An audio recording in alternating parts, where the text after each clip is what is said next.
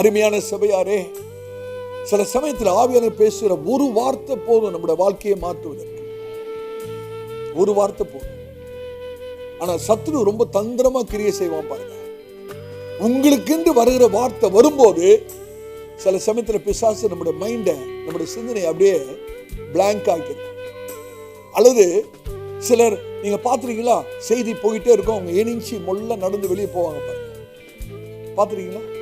சில சமயத்துல பிரசங்கம் நடந்துகிட்டே இருக்கும், ஒருத்தர் அப்படியே முள்ள எழுந்து அப்படியே வெளியே போகும். என்ன நடக்குது தெரியுமா?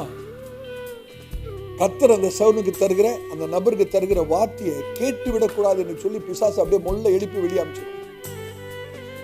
அந்த வார்த்தை முடிஞ்ச பிறகு திரும்பி கொண்டாந்து உள்ள உட்கார வச்சிடும்.